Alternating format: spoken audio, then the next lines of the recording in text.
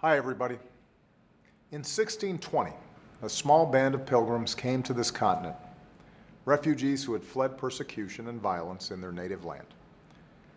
Nearly 400 years later, we remember their part in the American story, and we honor the men and women who helped them in their time of need. Thanksgiving is a day for food and football, and for hoping the turkey didn't turn out too dry. But it's also a day to count our blessings and to give back to others. A reminder that no matter our circumstances, all of us have something to be grateful for. Maybe it's good health, a new addition to the family, or a child taking a next step toward college or a career. Maybe it's a new job or a long overdue raise. Maybe it's something as simple and as important as the chance to spend time with the people who matter most. Of course, every American can be thankful for the chance to live in a country founded on the belief that all of us are created equal.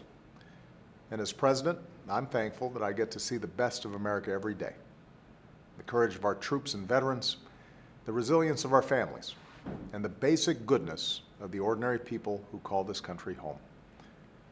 On this uniquely American holiday, we also remember that so much of our greatness comes from our generosity. There's the generosity of Americans who volunteer at food banks and shelters, making sure that no one goes hungry on a day when so many plates are full. There's the generosity of Americans who take part not just in Black Friday and Cyber Monday, but Giving Tuesday, recognizing that in the holiday season, what you give is as important as what you get.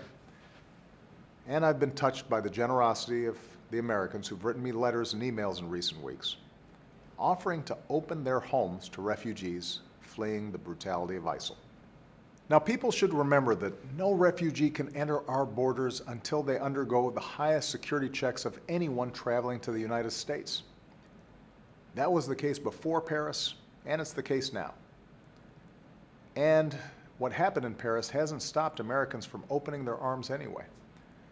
One woman from Pennsylvania wrote to me to say, "Money is tight for us in my household, but I have a guest room. I have a pantry full of food. We can do this." Another woman from Florida told me her family's history dates back to the Mayflower, and she said that welcoming others is part of what it means to be an American.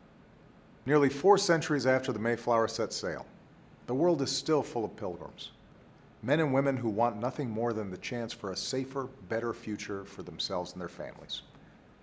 What makes America America is that we offer that chance.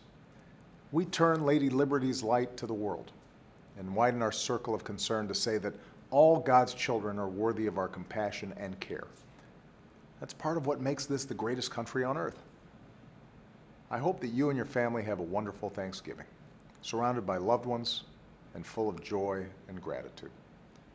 And together, may we all play our own small part in the American story and write a next chapter that future generations can be thankful for. From the Obama family to yours, have a great Thanksgiving.